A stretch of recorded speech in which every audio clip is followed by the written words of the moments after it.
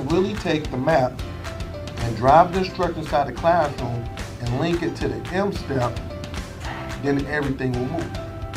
You see it? Ladies, third grade teachers, could you tell me, how do you think this professional development was for you today? Easy. It was productive. It was exciting. We will never leave Mr. Hurt's advising. Because the schools that I've worked with, the teachers I've worked with, their scores is go through the roof, because what I do is I talk about practical stuff that's practical. Because I'm a former teacher and also I'm a principal, so I'm gonna be telling you guys things that I know will work in your classroom.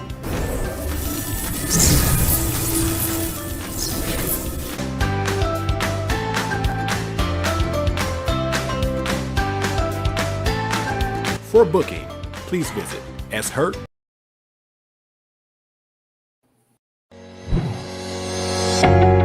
So I believe that, if everybody say it can't get done, I'm like, yes it can, why not?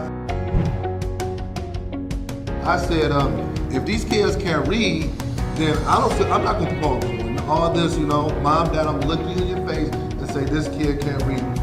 We let them down. School, parents, we let them down, but I'm not gonna take them to the next grade knowing that they're not at grade level.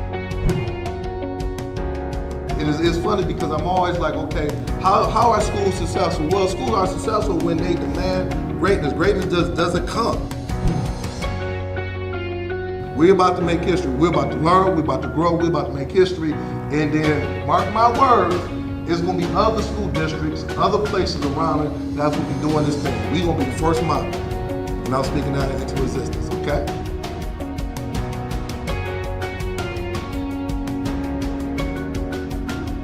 For booking, please visit shurt School Turnaround Special. Good morning, everyone. Good morning. This is Sean Hurt, your school turnaround specialist, with another Saturday morning podcast. First, I would like to wish everybody happy Kwanzaa and happy holidays to everybody out there. Hopefully, everybody enjoyed themselves tremendously. We're still in the Kwanzaa season, so make sure that you're going to Black Educators Rock every night. They're having a Kwanzaa podcast at 8 o'clock. Make sure you join that. And then also, if there's any celebrations in your community and things of that nature, make sure you join. So I'm excited this morning. I cannot wait. Our message this morning will be: your school will harvest what you plant for 2025. Your school will harvest what you plant for 2025. So give me about 1 minute as I get all of my Facebook, LinkedIn, and social media people in. And when you come in, subscribe to my YouTube page, like, and bring a friend. Don't just share this to yourself. Bring somebody that can be blessed by this message, okay? So give me 30 minutes. Give me 30 seconds. I'm sorry, I said 30 minutes. Give me 30 seconds so I get all of my people in. I got so many people that want to come in and join me this morning. So just go ahead and stay with me as we get all of the people in. Yes. So hopefully everybody enjoyed themselves and had an excellent and blessed holiday season. Just enjoy themselves. I cannot wait to get this message out.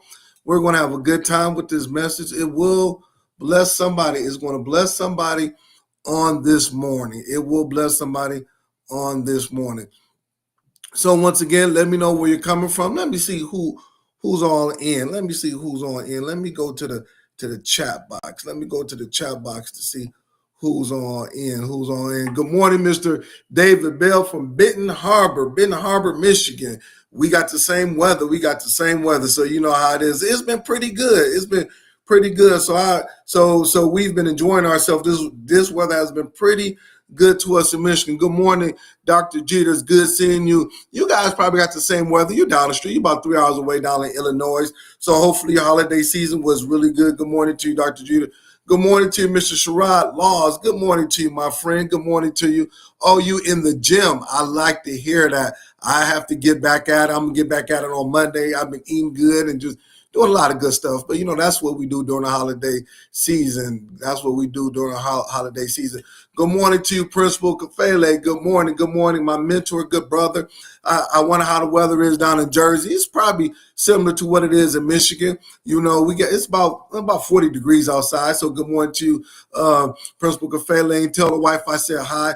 Good morning to you, Miss Rella Hicks. Good morning to you. Where you coming from, Miss Rella Hicks? Got to put where you coming from. Got to put where you come from. I got Miss Alexis Bush from Mississippi. I know that weather is good down in Mississippi. I know it's good down in Mississippi. Good morning to you, Miss Stacy Joy. Good morning. You coming from, Miss Stacy Joy? Good morning to you, Miss Stacy Joy. I don't want to mess up the name, but I have Nazia. Good morning to you. Happy holidays. Let me know where you're coming from. Good morning to you, Dr. Houston. Good morning to you, Dr. Houston. All right, give me about 10 more seconds. I want to make sure we have all of our folks on. Yes, it's going to be another powerful podcast. All right. So let's go ahead and get started. I need all of my time. So let me take these captions off because I like this to see everybody and just to get everything going. All right. So once again, good morning to everybody. My name is Sean Hurt, School Turnaround Principal, and I am here for my Saturday podcast. And I'm just excited because this morning we're going to talk about your school will harvest what you plant for 2025. Your school will harvest what you plant for 2025. So before we get started into my message, I always ask the question for all of my educators, and I really want us to respond to this. What is keeping you up at night as an educator? What is the one or two things that's keeping you up at night as an educator? For me, once again, I talked about it last Saturday. You know, it's January or next week. Schools will be back in session. How are we preparing for the next 4 months to make sure that we are properly educating our kids, getting ready for all of the stuff that's taking place, high school graduation, and everything else, SAT, district tests, state tests? What are we doing to properly prepare for that? So that's what's keeping me up at night. So put it in the chat. What is keeping you up at night as an educator? What is that one thing where, you know, that is keeping you up at night as an educator? Talk to me, y'all. Talk to me. What is that one thing that is keeping you up at night as an educator? Yes. Let's have these real conversations. What is that one thing that's keeping you up at night as an educator? All right. Let's see what the students' emotional well-being. Oh, good morning to you, Dr. Chuno. Students' emotional well-being. Yes, and I'm gonna talk about a little bit about that. How do we address that? You know, our students are just, it's just a different world. You know, they're seeing things, they're into things that me growing up, I never knew existed. But now we got students that are seeing it, being part of it, and then bringing it into the school. So I do agree with you, Melissa Chuno, students' emotional well-being. So go ahead and put in the chat, what is keeping you up at night? What is keeping you up at night? What is keeping you up at night as an educator? And usually what happens is that the things that keeps you up at night as an educator is what you're going to focus on when you're in school. So you're going to really keen in on that. So those are the things that you really focus on. All right. Well, just a couple of announcements is that I know that that Principal Kafele did have me on his podcast, The Fantastic Four, at 11. We call it the end of the year recap, but I will not be joining in on that podcast. My daughter, she told me yesterday she has a basketball game at 12 o'clock. So after this, I'm going to be going to the basketball game, so I won't be joining in. You know, I might be tuning in during the game if it starts late, but my daughter has a basketball game at 12 o'clock. So family comes first in my book. I love going to my kids' events and things of that nature. You know, they have they're going to be in a Christmas tournament. She's a senior in high school. She's doing real good. So I will be going to my daughter's basketball game. She plays Romulus High School. That's a really good school. So it should be a good game. Good morning to you, Miss Carletta Counts. Good morning to you. So that's what's happening. So, you know, I always, I want to be part of it. But once again, I will, based on the time and me traveling and things of that nature, I will not be on the Fantastic Four podcast with Principal Cafale. So I just wanted to give a shout out. But my teammates will be on there, and I know they're going to do a good job. I was preparing for it this week, so I know it's going to be wonderful. So make sure you tune in. And then at 10:30, we have Create and Educate. That's going to be on there, and they always do a good job, Dr. Houston and Dr. Taylor. 11 o'clock, we have Principal Cafale. Today is going to be a special one with all of us that will be on there. And then on Sunday, we have Dr. Josh Tarver at 7 o'clock. So that's our lineup. So let's go ahead and get started. And then once again, I want us to network. I want us to talk about your school will harvest what you plant for in 2025. Oh, the other thing is that I am going from a different area in my house. Usually I'm in my office, but I'm in my living room. I had to do some things in my office. We had a Christmas party. So my office was where all of the food and people were at. So I haven't got my office back straight together. So I'm in my living room. So if you see a different background, those two pictures are my kids when they were little and some other pictures and things of that nature. So I'm in my living room. Somebody say, "Hey, where are you at? You in a different location?" Yes, I'm still in my house, but I'm in my living room. So I just want to let everybody know about that. All right. So the title is Your School Will Harvest What You Plant for 2025. And the reason why I want to talk about that, because it is so important. We have 3 more days before 2025. And I know that we make New Year's resolutions. I'm going to lose 40 pounds. I got my gym membership ready to go. Come January the 1st, I'm working out. I got my food ready to go, and I'm about to go ahead and do this. Other people say I want to save money. Other people just have these goals where I think that you can achieve any goal. But for an educator, for a school leader, for somebody that's in education, no matter if you're a principal, teacher, you could be an entrepreneur like myself. Whatever you plant, whatever you put into the harvest, you have to water it for that plant to grow. And a lot of times, we will harvest either good seed or bad seed. And we don't even know the type of seeds that we are harvesting. We will either harvest good seed or bad seed. So I'm going to talk about some of the good seeds that you need to harvest moving forward. It doesn't make a difference what you have done in the past. I'm going to say this. It doesn't make a difference what you have done in the past. Well, since September, it's just been rough on me, Hurt. As a school leader, as a principal, it's been rough on me. Well, you could change that. I talked about that last week. You can change that. Now, what you put into your school, what you put into the students is what you will harvest. Is either two things. You either harvest good seed or bad seed. Put it in the chat. You will either harvest good seed or bad seed. So let's talk about some of the good seeds that you need to harvest or focus in on. Okay, I got six seeds that you need to really focus on. All right, in the upcoming 2025, and it's just not for just this year, but for the rest of your life in education. This is what you need to do. Okay, the first seed that we're going to harvest is that we want to. You want to cultivate a positive school culture. You want to cultivate a positive school culture. What does that mean? That means you as the principal, teacher, superintendent, entrepreneur, whatever you cultivate, whatever you do is like just tilling the ground. You want to make sure that you have a positive school culture. So sometimes you got to take a pause of what's going on in your school. You got to ask your teachers. You got to ask your custodians. You got to ask the adults around. Be very honest, and you can do it through a survey. You can do it through face-to-face, however you do it, but you must ask them, how do you think our school culture is? And tell them to be honest.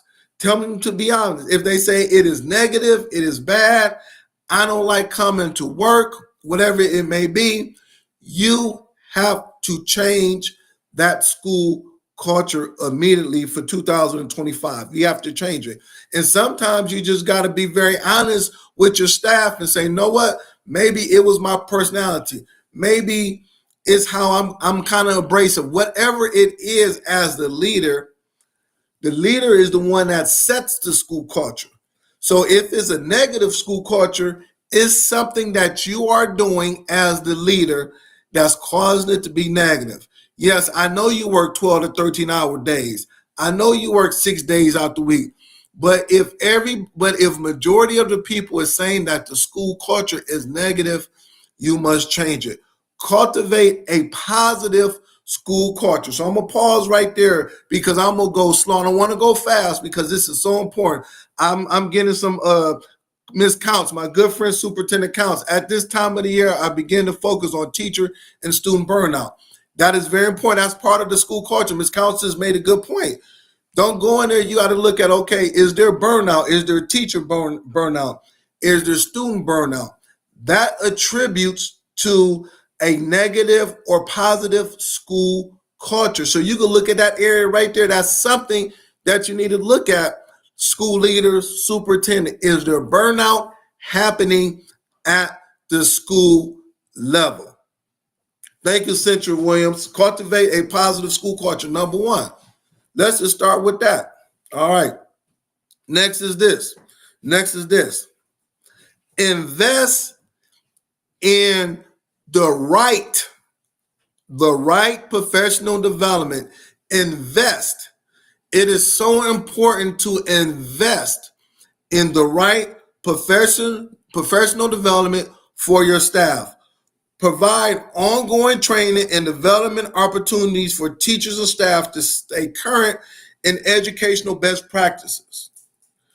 Encourage collaborative learning through professional learning communities, POCs. Why do we do this podcast every Saturday? Because this is a professional learning community. Look at all of these scholars on here. We have superintendents on this podcast, teachers, principals, you name it, they're on this podcast. This is called a professional learning community. So if you want your teachers to go to the next level, remember, what you harvest is what you will plant for 2025. What you will harvest, what you will plant for 2025. You must, that's non-negotiable, give your staff, give yourself the right professional development. Well, what is the right professional development? The right professional development is based on the needs of the school. I will tell you that some of the professional developments that you need to invest in is classroom management. Let's start with that. How do we get the teachers to have better classroom management? Another professional development is for your leadership team. For your leadership team, you have your leadership team. Are they moving in the right direction? Another professional development is how to look at data to drive your instructions. Those are three that I know schools all around the world should be investing in. Once again, number two, invest in the right professional development. Yes, well, we got Carletta Council. Well, Carletta Council is on the ball. Yes, PD needs to be adjusted to the needs of the staff. It is so important. So sometimes you might, what you need to do is you need to look at your school improvement plan. That's the plan that you did in August. That's probably got to dust that thing off, look at it, and turn to page 10 and say, oh, we said we were going to do 1, 2, 3 this year, and we haven't done it. Let's invest into some right professional development. Once again, the title of my lesson is Your School Will Harvest What You Plant. You want your school to be good. You want your teachers to be on jam. You want your kids to be focused. You want all that. Let's give them the right professional development. Does that make sense? Give me a thumbs up. Give me an emoji. Hit that share button. Let me know if this is making sense. Yes. So the first one is cultivating a positive school culture. Number two, invest in professional development. Number three, enhancing curriculum and instruction. Enhancing your curriculum and instruction. Integrate technology to create dynamic and engaging learning experiences. Focus on data-driven instruction. I'm going to say this again. Have your teachers focus on data-driven instructions to tailor the teaching strategies to the students' needs.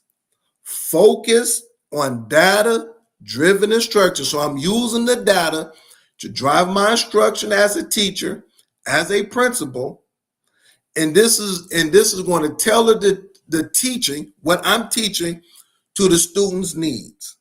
Enhancing curriculum and instruction. Man, Hurt, you hit on something. Yes, I did. Why is this so important? Because a lot of times the teachers or the students will say, I'm bored in the classroom. I'm blah, blah, blah. No, we need to enhance, be more creative with the instruction, take instruction to the next level. So that means principal, assistant principal, coaches, allow the teachers to make mistakes in the classroom if they're trying something new, if they're trying to be creative. Allow that to take place.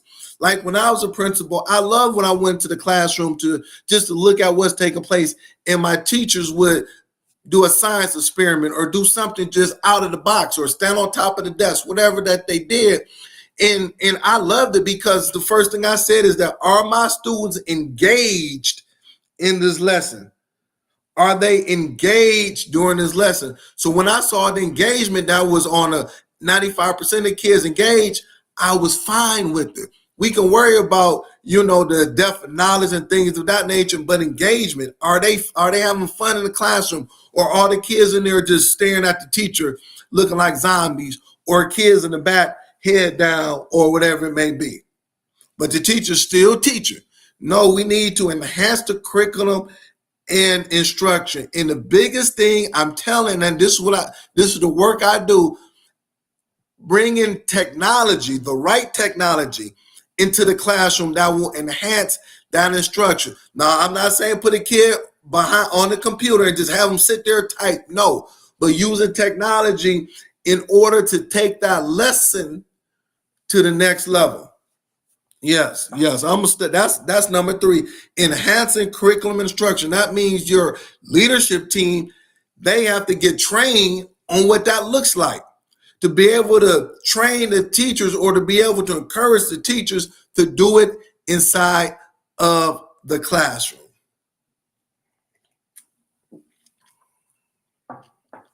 All right, hit that share button. Come on now. Come on, hit that share. We need more people to get this, and give me some love. Give me some love, because the more people that will get this, the better our educational system will be. We got a week. So as an educator, you got a whole week before you go back. Now you can be thinking about different things that I can do as the leader, as the principal, as the teacher before you come back. Remember, your school will harvest what you plant. If you plant good seed, you will get a good harvest. If you plant bad seed, you will get a bad harvest. It's as simple as that. All right.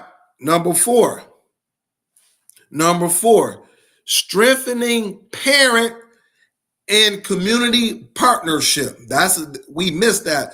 Strengthening parent and community partnership. So that's why I wrote this book. You can get it on my website. Every parent must read this. Parent plus school equals student success, because I knew that is what is missing in all of the schools all around the United States, all around the world. We do not, we have a PTO, we got all those things, but how are we strengthening the parent and community partnership? How are we doing that? What are we doing? And I'm not saying, we got the parent teacher conference or open house, but I'm really saying, how are we bringing the parents to the school to help support that, and how are we as educators strengthening that relationship, strengthening parent and community partnership, engaging parents and the community in the school activities and in the decision-making process, developing partnerships with local businesses and organizations to support student learning and development.